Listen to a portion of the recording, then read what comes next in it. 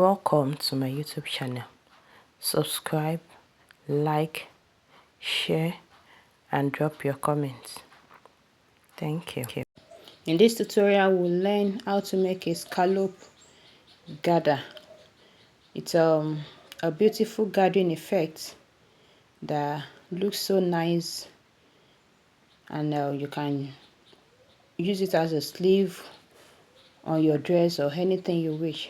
Just stay with me as we learn how to make it. The first thing you need is your fabric.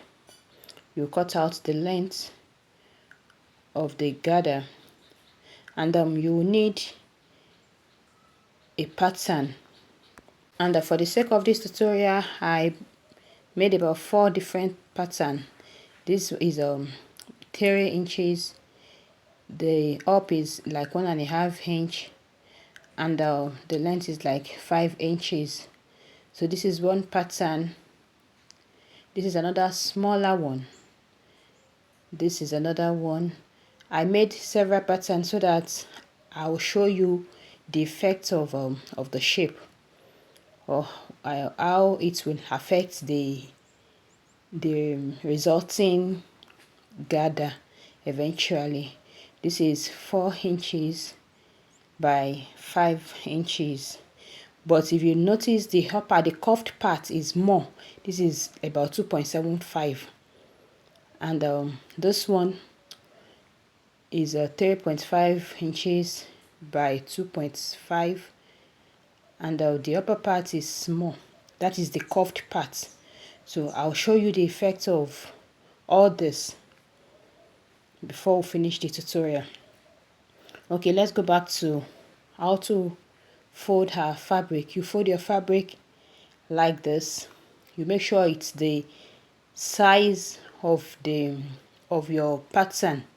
So I'm adjusting it to fit in, and I'll keep folding. Just watch as I fold.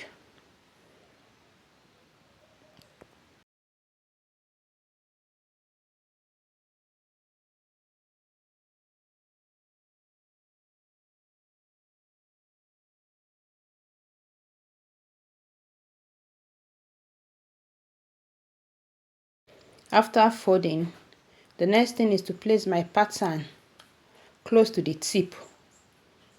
I'll place my pattern like this. I'll mark it out, and I'll cut.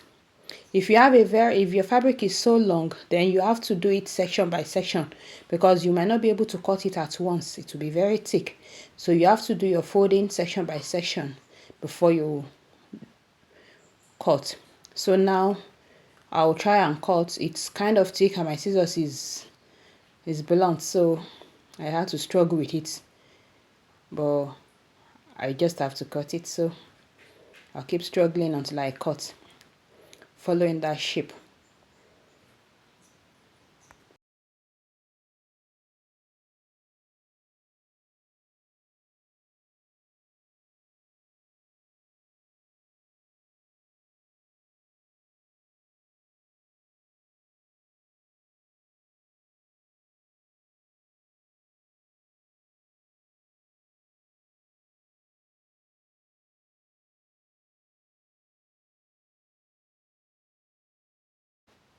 So this is what I have at the end.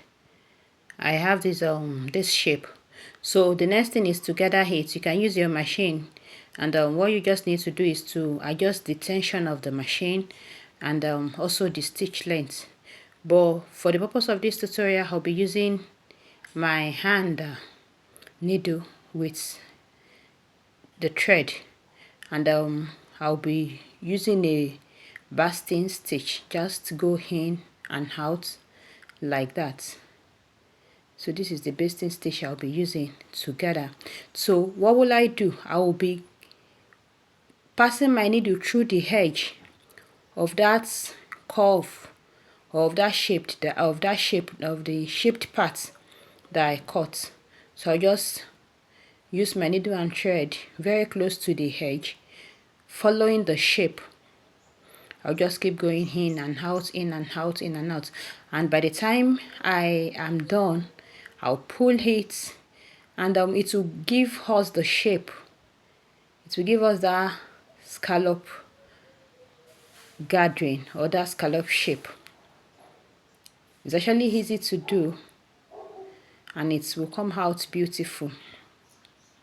So just watch as I do it. You see the shape is already forming. You see like two mountains and a valley in between. And that's how I'll keep gathering until I get to the end of the fabric. And just as I said earlier, you can use your machine to do this. You don't have to use hand needle.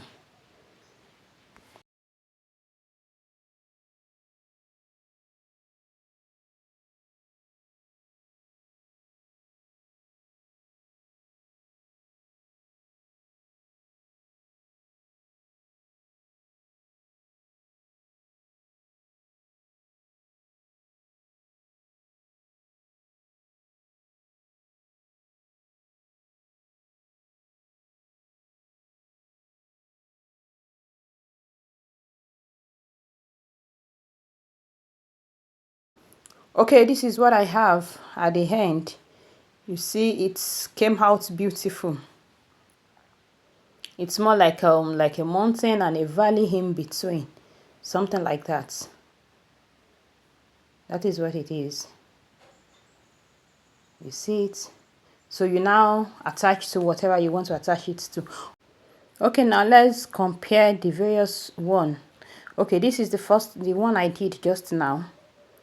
This is 3 inches by 5 inches, and it's more like I divided the curved part into half. So this is what it gave me. This is the effect it gave me. The second one, I did 4 different ones. This is the one that the curved part is so high.